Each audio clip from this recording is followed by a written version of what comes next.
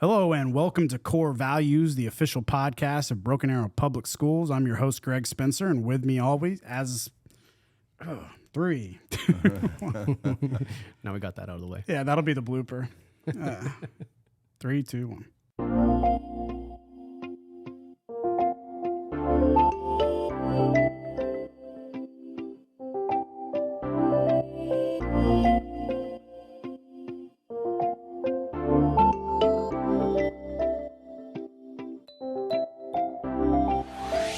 Hello and welcome to Core Values, the official podcast of Broken Arrow Public Schools. I'm your host, Greg Spencer, and with me, as always, is Superintendent Chuck Perry. How you doing, Chuck? I'm doing great. Thanks for having me again. Awesome. Well, we have an exciting show today with two very special teachers from Vanguard Academy. We have Reese Hundley. Hello.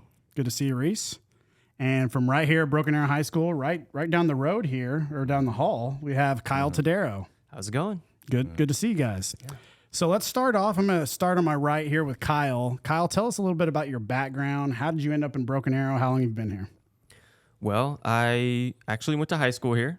I transferred here it's my sophomore year of high school. I was living in Savannah, Georgia. And appropriately, I was living there because my stepdad went and studied art at Savannah College of Art and Design in Savannah. So I grew up in Savannah, and then I moved here for high school. And I had some great art teachers, and I felt like school really was a good place for me to grow artistically. And then I ended up majoring in painting at Cleveland Institute of Art. And after I graduated from there, I took on a technical specialist role, which is kind of like a TA position at the college, and I helped out with the drawing and painting classes there. I then moved to Denver and took a job at the Denver Art Museum as an art handler. So that was a really cool job. I got to touch all the old art and, install the art and stuff. Yeah, really neat. Cool. And then I just, took various jobs in the art sector and moved to Seattle, lived there for about 5 years, worked at frame shops, did some music and art for myself. And then in summer of 2020, a lot of things were going on, things were changing, and perspectives, priorities started to change, and I just seemed like a good move at the time. Seemed like a good move at the time, and I put in an application, talked to some of the teachers that were here, and it worked out. And then I got a job here and moved here. So who were your art teachers in high school here in Broken Arrow? So I had Garibavand and Harlow were the two art teachers that I had at the high school, but Jennifer Brown, whose classroom I took over whenever she retired, she was my private art instructor because she had just transferred, she took a job at a different school in Tulsa Public, and so I wasn't able to take classes with her at the school, but I just took lessons from her, and so I actually had kind of a closer relationship with Jennifer Brown. She was really influential on me and pushed me to do a lot of the things that ended up being huge benefits for me. I'm curious, when did you know, like what age or grade that you had this talent in art? Did it stick out to you? Talent, I knew in elementary school. I was on the yearbook design committee for 5th grade, where we would draw and illustrate the front and back covers. And I was actually kind of mad whenever someone else got the front cover because I was like, I know I'm gonna get this, but it taught me to be humble and everything. But I knew I had skills in art from a young age, and I actually knew I wanted to be an art teacher from when I was in high school, though. Yeah. Kind of felt like that calling was on you. Yeah, I found a piece of paper digging through my mom's attic about 2 years ago that had like goals listed out that I had to write for a high school class, and some of the things that I said were like I wanted to teach art. It's awesome. That was a cool moment. Great. I knew from a pretty early age that I did not have the skills to be an art teacher. But actually, fun fact. So, this is my 10th year in Broken Arrow, and actually my elementary art teacher just retired this past year. Julie Allen, who was over at Options Academy for a long time, was at Arrowhead back in the day. So that was pretty cool. She was the only teacher remaining when I moved back here from all those years ago. So Reese, tell us a little bit about your background and how you ended up in Broken Arrow. So I grew up in Yukon, went to school, Yukon Public Schools, and both my parents were school teachers. Actually, my grandparents were school teachers. So I'm a third generation educator. But as growing up, I was against becoming a teacher. Actually, actually my neighbor was an engineer, and in high school I was really lucky. He invited me to come and do an internship with him. He was an environmental engineer, and that was really kind of that time. You kind of everybody kind of has that one person, that really inspired them and gave them that chance to kind of dive into that industry, and I thought it was pretty cool. So I did that for a few summers in high school. Got a lot of great real world experiences, which I think greatly influenced even me as an educator now. Absolutely. And so I went to school at Oklahoma State, where I met my wife, who also teaches for BA. Yeah, I was going to say, we're not going to let you leave without giving her a shout out, because she was actually a teacher of the year. That's right. Here in Broken Arrow last year as well. So one of the Amanda Hundley, Amanda Hundley at Aspen Creek ECC, and she's incredible. She has been incredibly influential in my development as an educator. It's really cool. I think it really has given me an advantage to have somebody at home that understands absolutely the challenges of education, but also teaching at Vanguard. I see a lot of parallels between a lot of the early childhood and kind of what we're trying to create at Vanguard. But yeah, I went to school at Oklahoma State, went to engineering school. I have a degree in biosystems engineering. My emphasis was in water systems. I've always been really passionate about like natural systems and ecology and stuff like that. I grew up outdoors a lot, so I was really lucky to spend my summers with my grandparents and my parents up in the mountains, fly fishing, and I was introduced to all of that at a very early age. So I grew up in a very STEM-rich, sciencey environment. I think it's interesting what you just said, the parallels between early childhood and Vanguard, because I get where you're going on that they're both very project-based learning. They're not immersive. They're not traditional. Yeah. That's good. I've never have thought about that before. Yeah, I see a lot of parallels, and she inspires me every day.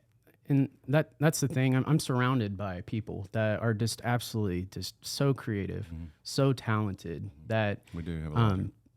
I feel like how can we not be successful? So yeah, I went to school, got a degree in engineering. Actually worked in the oil field as a seaman engineer for Halliburton right out of college. It was a great experience. I worked with some amazing people, but we started a family. I was in the field a lot. And I just didn't feel like it was for me. And so my wife actually went to school through BA. She graduated from Broken Arrow. And we were wanting to kind of come back home. Of course, her parents are here in BA, grandparents, the whole After you have family. a couple kids, that becomes a pretty big deal. Yeah. It is a big deal. Yeah, being a parent. That's exactly why we moved back this way as well. Yeah, and so it was great to come back, but it also, when I was in college, I was really involved in adventure education, which is kind of where I got bit by the bug. It was like, because when I grew up, I saw the conventional education, the traditional kind of education side, and there are a lot of strengths to that. But I wanted to do something different. And so I went through the adventure program at Oklahoma State. I guided backpacking trips all over the nation. I was a whitewater kayaking instructor, rock climbing guide. I did all those things. I worked a ropes course and ran the ropes course. I have quite a bit of experience doing team building and stuff like that. And I learned about this experiential education and a lot of the practices and philosophies of that. And that's where I really got equipped with kind of a different toolbox, which actually worked really well in engineering as well. So I came back because Camp Lockridge was looking to start an outdoor ed program. And I was one of the first naturalists hired there, and I built that program with another naturalist and a good friend of mine who hired me. Now he's a good friend of mine. And we built that program. We actually custom designed courses or field classes with teachers all over the Tulsa area. We worked a lot with North Tulsa districts, and I learned a lot there. Right. And I was a summer camp director there, ropes course manager, did a lot of different things. And then I got an opportunity to actually, I started my own business in consulting, educational consulting. I did a lot of innovation and product development, particularly in kind of like higher tech agriculture. And I found out about Vanguard, actually catching up with a friend, connected through Tulsa Regional STEM Alliance, and found out that they were opening up this innovative school. And I was, again, wanting to come back home because I was in the field a lot, consulting. And that's kind of how I ended up at Vanguard. And so I've been teaching there. We're going into our 3rd year now. Share with, so the audience knows, both of you, specifically what sections, courses you do teach. Sure, yeah. So I teach AP, 2D, AP 2D art and design, and then AP drawing. I've taught painting 1 and 2, pre-AP, I should say, as well. Painting 1 and 2, and then drawing 1 and 2. And I've also taught foundations. Currently this year I'm teaching AP, pre-AP, and painting. And before we move to Mr. Hundley there, as we talk about workforce development as a school district, people think of art as not a very profitable career field, but there is some great transitions into some careers with the skill set they're learning. Can you talk about that and what some of your students are doing? Yeah, I mean, that's so true. There's such a stigma around art that you're going to be a starving artist, or you're not going to be able to find a job, or these are skills that are not useful. And I think that, now, is more than ever. But I honestly think that probably now more than ever, with the amount of imagery we're bombarded with, and, there's more pictures and images than ever before, and it's more important to have someone making those things that knows what they're doing. So there's a big industry for that, but not only images and things like that, but just creative problem solving. And that's really what I think is at the core of what I teach. Is you might be an artist, you might continue on and become a visual artist, but even if you don't, the things that we teach you about brainstorming and workshopping your ideas and collaborating and being inventive and ingenuity and coming up with new ideas and things that hadn't been done before, and being able to work through those things in a logical way, structured way. That's really what is at the core of what I teach. And the art, a lot of times the technical skills and the art skills and stuff like that is secondary to that, because once you have that, the knowledge of how to create and think and invent, then you will be able to get the art skills, because you'll be so motivated and have that right mindset. And we didn't even talk before this about that question, but listening to employers and what their needs are and what students that we're producing for that workforce for tomorrow, they're not looking for people to just memorize facts. No. As they were maybe 20, 30, 50 years ago.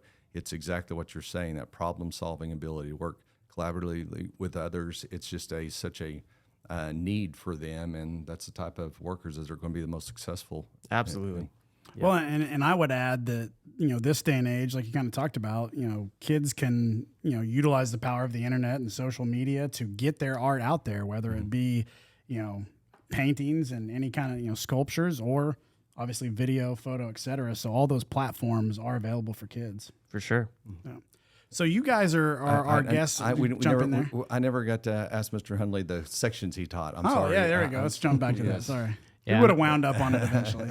Yeah, and I completely I have follow-up to also that's the importance of that creativity. But before I do that, I co-teach most of my classes. I teach with Andy Summers for our outdoor education class, which is also an environmental science class. So we actually teach the environmental science standards through experiences. And then I also teach a design class, a really cool design class where the kids actually work out in the community and they're solving real world problems, working with real people.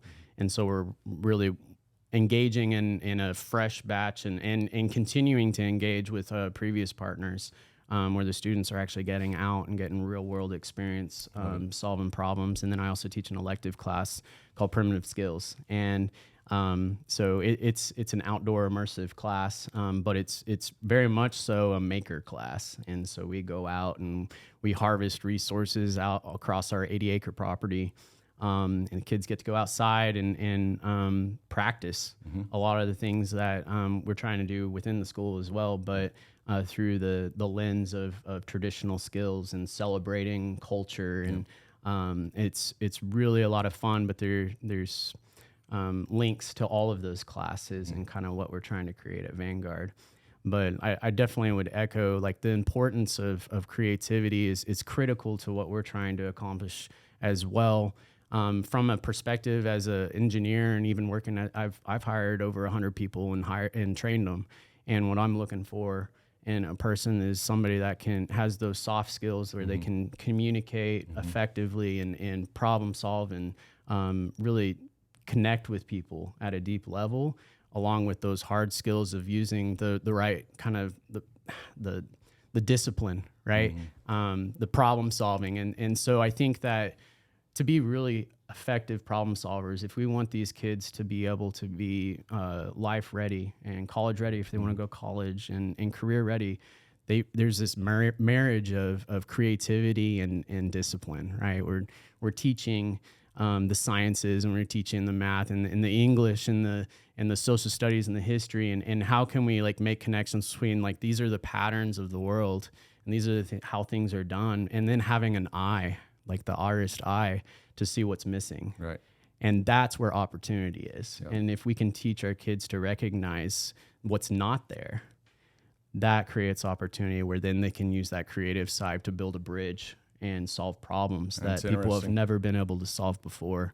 And it's critical. Yeah. It's critical to develop people that are able to dive into like their talents and their ability to visually think and visually communicate, because the power of an image is transcendent to all languages, right? That's why that imagery is used in the oldest textbook or the oldest books that have existed. Like those symbols were relevant way back then, but they're relevant today, and we can understand them even if we never know their language. Interesting.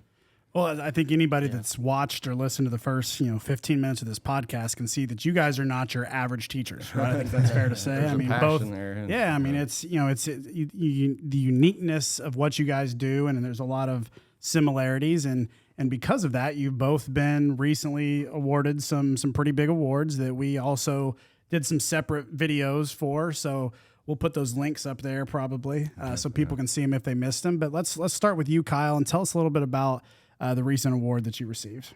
Okay. To brag on yourself. Yeah, sure. So it was a big honor for me. This award came from the Oklahoma Art Institute, which is an organization that I have a connection with dating back to whenever I was in high school.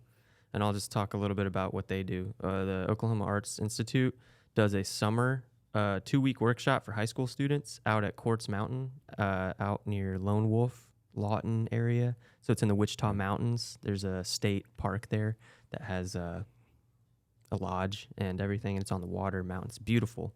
And they do a 2-week summer course, bringing in like college professors or professionals in various creative fields. And I went whenever I was in high school for the drawing and painting. It's audition. You have to try out to get in. And this was something that Jennifer Brown, that teacher that I mentioned that was really influential on me, she was the one that pushed me to do this. So anyway, I go way back with Summer Arts Institute, and they're just an invaluable resource for the top high school artists, musicians, actors, poets. I think they actually, don't they have like a film and video component to it as well? We had a student a few years ago to go to. We probably need to push them more towards it. It's amazing. Yeah. And, it's just something that changed my life whenever I went to that camp for 2 weeks. I studied with a famous painter. When I went to college, my professors knew who my professor was, or the teacher that I studied with, Robert Zakanich.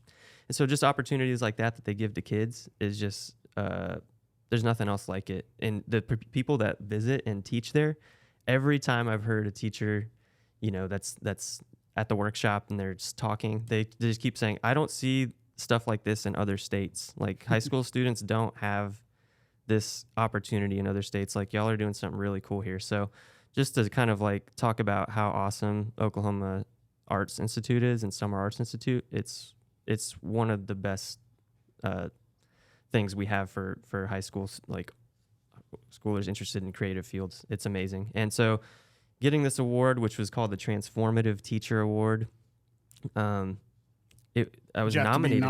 I was nominated by my students. Okay, very which cool. was, I mean, a beautiful thing, and it really meant a lot to me because it was coming from that organization, and it was it was nominated by my students because we sent 5 last year to Quartz Mountain is what this camp is called. And so we sent 5 there, and I found out that my students had nominated me, and I, for the Transformative Teacher Award, and they gave out 3 last year, and it's just for teachers who are having an impact on students wanting to pursue artistic fields. Very well deserved. Thank you. So Reese, you just got crowned the. Why don't you introduce this so I don't mispronounce what or misspeak? Yeah, it's the Siegfried STEM Excellence Award. So Teacher of the Year. In the Tulsa area, or was it for the whole state? For whoever the region where Tulsa Regional STEM Alliance works, which is primarily going to be in the Northeast Oklahoma. Yeah. I know they do some work in Oklahoma City as well. But yeah, it's a huge honor. I'm really proud to. Looked like they had a pretty big banquet for you guys, right? Yeah. So last Thursday they announced the winner, and so with this award this past summer, I was actually working on a professional development, developing curriculum and a training and really a cohort for teachers. This past winter, I applied for a grant with Tulsa Regional STEM Alliance. It's called the Momentum Grant. And I received $10,000 to do that. What area was that in, or what was that money for? And so it was for it is targeting for teachers training to help develop curriculum, unique curriculum to really try to get more equitable STEM opportunities out there. And so I was working on this, executing this grant last summer, and I taught it over at Vanguard. And it was a music making a grant, or actually I wrote it for that. And so I was interested with my primitive skills class in the indigenous skills, and I was like, you know what, what if we did like a music making where we actually make instruments? And I've always wanted to, I love Native American flute music, and so we actually created Native American style flutes. And while I was developing and executing that grant, my contact over at Tulsa Regional STEM Alliance recommended that I apply for this award. And so I completed an application very similar to how we do Teacher of the Year. I had 3 reference letters submitted, and in that application I talked a lot about just how our classroom, and I told some stories and things that I had seen, I won the finalist. I found out about that maybe it was a month ago. That I was in the top 4. So they selected an administrator, they selected a high school teacher, a middle school teacher, and an elementary school teacher. So I was the high school finalist, and then last Thursday they announced that I had won it. So yeah. Awesome. Good deal. Congratulations. And I received some money for that. So as a finalist, each of us finalists received $2,000 to go to our classroom, and $500 to use as we like. And then for winning it, we get that again. So I got a total of $4,000 for the classroom and about $1,000, which I ended up spending on a nice suit because I didn't have a nice suit. you a suit for the event? Well, not only that, Yeah. There's a lot of exciting things happening at Vanguard, and so we're having a lot of great people come. We have our Capstone conference coming up this spring.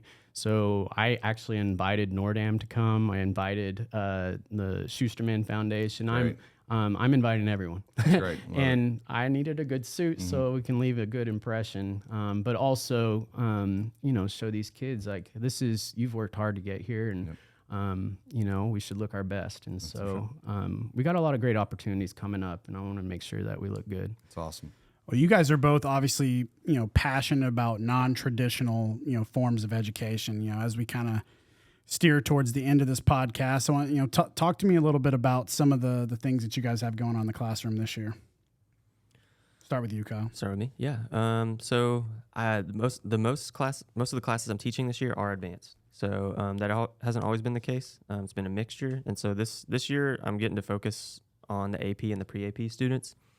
And I could talk about what happens in the AP coursework because it's a college level class, and it's unlike any other class that we have at the school, as far as I know. And it's unlike any other AP test as well that they take. And what they do is they submit a portfolio of their art, but it's not just like, here's my best pieces, and it's a portfolio that is based off an inquiry question. So they have to decide on a question or a topic phrased as a question. How can I show blank or explore blank or that type of thing using blank? And it really, I'm just saying blank because it really could be the possibilities are endless, and you see that in the coursework. But they come up with the question or the inquiry, and it's supposed to guide this investigation. It's called a sustained investigation is what the portfolio is called. And so they come up with the question, and then they research, they investigate, they practice, experiment, and revise in their sketchbook. And their ideas evolve. But we're really big on showing your work. I always talk to them about it. It's kind of like math. Like, you don't just want to show the finished piece. Like, how did you get there? How'd you get there? Yeah, show all the sketches you did and the experiments you did with your color choices or your textures, or maybe you weren't sure about what compositionally it should look like, or what the point of view and the narrative should be, or that what's going to be the most effective. So these are all the types of questions that we talk about. It's kind of like a little bit of a literature class, a little bit of a research class, and a little bit of a technical art class. But by the end of the year, they're going to have 8 to 10 finished high-quality artworks, and then they'll also turn in pictures of their sketchbook and their experiments, and then they'll write a statement. And so that's pretty difficult. It's a lot of work. It's they put in a lot of time outside of school, after school. You don't always get homework in art classes, but that class pretty much always have homework. So it's very rigorous. But it's probably stuff that the kids enjoy. It is. Yeah, they do enjoy it, but I also can tell, like, it's a lot of work for them. Yeah. They do a lot, and by the end of the year, they'll turn in their portfolio, submit it to College Board, and they will judge their writing and their written evidence and their visual evidence is what they call that. And to be honest, this is the type of stuff I did senior year in college, like the like senior thesis portfolio and show. I mean, this is the type of stuff that's very advanced, and it just blows me away that these high schoolers crush it. We, for the past few years, have scored higher than the state and the national average with the courses that I've taught. So the kids are crushing it. That's great. Very cool. Reese, you mentioned a couple things in terms of kind of what's going on in Vanguard, the different classes you teach, but you also touched on the fact, you talked about the Capstone. Mm-hmm. And this is for those that don't know, this is the first year that Vanguard has had all 4 grades, right? So you have your first graduating senior class of Vanguard Academy coming up. Talk a little bit about what that means to you as one of the teachers that's been there now 3 years, and kind of some of those things that those kids are doing. I know you're not the one teaching the Capstone, right? But are you involved in that a little bit? I'm not teaching it, but I'm involved. So the guy I co-teach our design rotation class with, he's actually our Capstone teacher. That's Andrew Darrow. Yeah. He was our teacher of the year last year. He's an amazing teacher. And we collaborate a lot, even with the Capstone. I've done quite a few Capstones, and very much so like you. My college, my senior year, in engineering school, we did a capstone, and it was my time to engage with a community partner and help them solve a problem. And I also, when I was consulting, I worked with University of Tulsa, and I was their client for their mechanical engineers for 3 years. So I'd worked quite a bit with capstones through engineering schools, and so I'd taken those experiences and things I had learned, things that I kind of wished that our capstone looked like, and we actually are now creating this experience starting their sophomore year that very much so parallels some of our best engineering schools, the culmination of their engineering degree. But we start their sophomore year, and it's focused on human-centered design or universal design. So it's all really human-focused, human-centered, universal design, where they're focusing on like who is our target audience, who's our user, who is our client, and what do they need. And I think that is the future of education.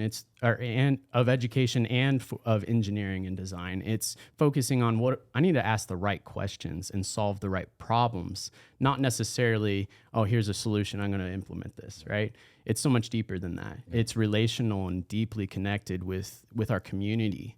And so we actually have our sophomores start that class, and then our juniors, and Andrew and I teach that. And then the class evolves into their capstone their senior year. And so far, it sounds like it's going really well. I talk a lot with Andrew about that. And we have both programs combined in that class. So the design rotation class with the sophomores and juniors is the BA design lab, or we call BAD lab. Mm-hmm. That's the class I teach. There's a kind of an equivalent to that called Expose and Explore, which I'm involved with helping with that. I was a guest lecturer yesterday for that class. But yeah, it's really exciting year. And so they actually started their capstone projects the last 9 weeks as juniors, and worked through the summer. And they're working really hard now. And every month we have design reviews, check-ins. We do that for all of our classes and give them feedback regularly. But the goal or the target is next spring we're going to do something that I've never even heard of a high school doing it, but we're actually going to create a conference, and we're inviting everybody. Everybody needs to be there. And so that's where our kids are going to present their projects. And so it's really exciting opportunity for our kids to get exposure to many different employers, colleges, universities, investors. Some of these kids are they could create their own business. Mm-hmm. And that it's almost like a Shark Tank, that could be that spotlight that they need to make those connections.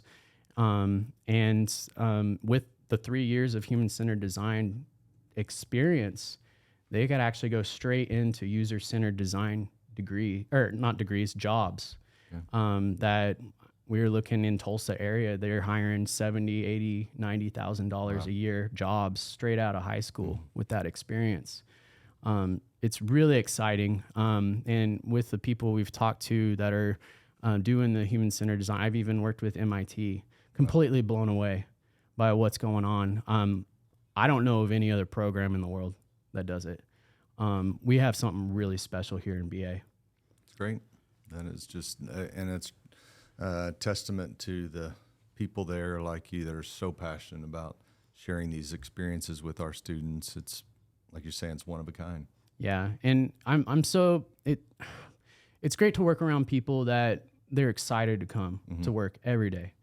I think what I love about teaching is that it's the hardest I've ever worked. And last year, I said that, right? Last year, and I'm just like, compared to last year, it's no comparison, right? But it's not work. Mm-hmm. I am challenged every day. It is, and I'm surrounded by these people that they're geniuses, and the students, they're my best teachers. Mm-hmm. They're genius. Yesterday we were celebrating some of their work, and it makes me better. That's awesome. Well, I think this podcast is called Core Values because we talk about our core values as a district, and you guys, unquestionably are two guys that embrace the responsibility of your calling and are obviously passionate about learning. So as we kind of wrap things up here, I'm going to throw a couple rapid fire, get to know you questions that you guys didn't get a chance to prepare for, and we'll call it a day. But we'll start with you, Kyle. Let's go ahead and say, what is your favorite movie of all time? I'm a big movie guy, so this is tough. But I would probably go, Desert Island movie, 2001: A Space Odyssey. I had to agree, so that's a good one. Reese, same question for you. Oh man, well, I'm a huge Star Wars fan. I love Star Wars. I've been watching the Ashoka series. I've heard a lot of things about that. I have not dove into it because I feel like there's just been so much Star Wars content on Disney Plus lately that I've lost track of it. And I haven't jumped. Can I watch it without, or do I need to go back and finish some of these other series? Oh no, I mean it's kind of like the other Star Wars. I mean you can jump right in, and I mean if you get interested, then you're like, oh, maybe I should see what happened before then, and it's kind of complicated. I heard it's pretty connected to Mandalorian, right? Yeah, actually. Which I've missed the most recent season. Oh, I love The Mandalorian. And Book of Boba Fett was fantastic. See, they're just coming out with two. There's not enough time to watch all these things anymore. Yeah, I did not like Andor, though. I would definitely say I kept watching it. There's a lot of people that loved better. Yeah, it never got better. Interesting. But I love Ashoka, and it kind of jumps in right in kind of almost in the middle of The Mandalorian. Gotcha. So I love it. All right, let's go music. If you could see one artist in concert that you've never seen before, dead or alive, who would it be? Kyle first. Yeah, Jimi Hendrix. Nice, good choice. For sure. Yeah. I really dig Chris Stapleton. Yeah. You can see him. He's not dead. Yeah, so. I know. Okay, I guess he is alive. Well, no, I just said dead or alive. So okay. But he has been to Tulsa a couple times recently, so we're going to have to get you to quit working so hard and go see Chris Stapleton concert. All right, last question. Let's see. Chuck, why don't you come up with something for him to end it? Put you on the spot. Put me on the spot. Man. I'm going to go with just favorite athletic team and why. Professional, college, anything like that. Nice. Yeah, so I grew up a Lakers fan, big basketball fan, from a young age. So grew up a Lakers fan, huge Kobe Bryant fan, and then whenever we got the Thunder in OKC, now I'm a big Thunder fan. Good. That sounds very similar to my dad's from California. Right? I grew up a big Laker fan. And then kind of after the Shaq and Kobe split, I kind of lost interest in them a little bit, and then the Thunder came, and there you go. I had season tickets for 10 years. I got rid of them after 2020. But anyway, same question for you, Reese. Yeah, I don't really watch any professional sports, but I do love watching my alma mater, Oklahoma State. Nice. I know they've had a little bit of a hard time lately, but yeah. Wrong button there. I think I meant to do this one. Do we want to dive into the recent Mike Gundy? No, we don't have time for that today. But, nah. That's good stuff. Well, I'd like to thank both of you guys for joining us this week on Core Values. Congratulations on your recent awards. Thank you. All the things that you guys are doing in the classroom, tremendous work. You guys, absolutely embody, the type of teachers that we love in this district, and we're, really proud of what you guys are doing. No doubt. Appreciate it. Proud to be a part of it. Yeah, me too. Awesome. Thank you guys for watching Core Values. We will see you next time.